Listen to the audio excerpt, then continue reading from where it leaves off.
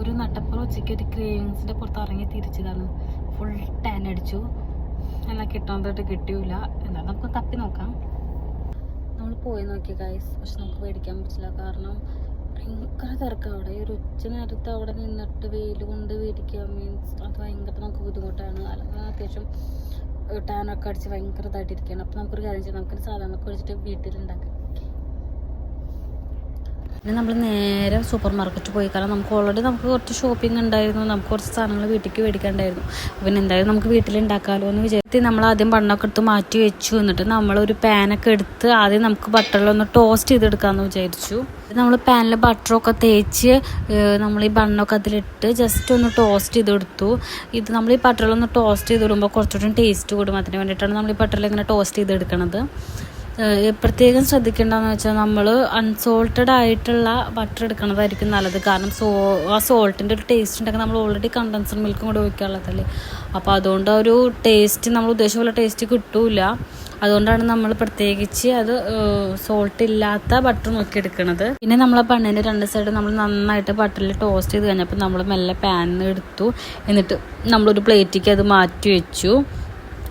ഈ ബണ്ണൊക്കെ നന്നായി നമ്മൾ ടോസ്റ്റ് ചെയ്തിട്ട് മാറ്റുമ്പോൾ തന്നെ നമുക്ക് നല്ലൊരു സ്മെല്ല് വരുന്നുണ്ട്. അപ്പം നമ്മൾ വേഗം ഇതൊക്കെ കോരി ഒരു പ്ലേറ്റിലേക്ക് എടുത്തിട്ട് നമ്മൾ മാറ്റി വെച്ച് കഴിഞ്ഞിട്ടാണ് നമുക്ക് നമ്മുടെ അടുത്ത പണി തുടങ്ങാൻ വേണ്ടിയിട്ട്. നമുക്ക് ചെയ്യേണ്ടതെന്ന് വെച്ചാൽ ഇതിലേക്കുള്ള ക്രീം റെഡിയാക്കണം. അതുകൊണ്ട് നമ്മൾ ഒരു പാത്രം എടുത്തു. ഒരു കൊണ്ടുള്ള പാത്രം എടുക്കുകയായിരിക്കും ഏറ്റവും നല്ലത്. കാരണം എന്താണെന്ന് വെച്ചാൽ കുറച്ച് പരന്ന പാത്രമാണ്, നമുക്ക് വിസ്ക് ചെയ്യാൻ കുറച്ച് ബുദ്ധിമുട്ടുണ്ടായിരിക്കും. നന്നായി വിസ്ക് ചെയ്ത് എടുത്താലാണ് ഇത് ക്രീമിന് നല്ല ടേസ്റ്റ് കിട്ടുള്ളൂ.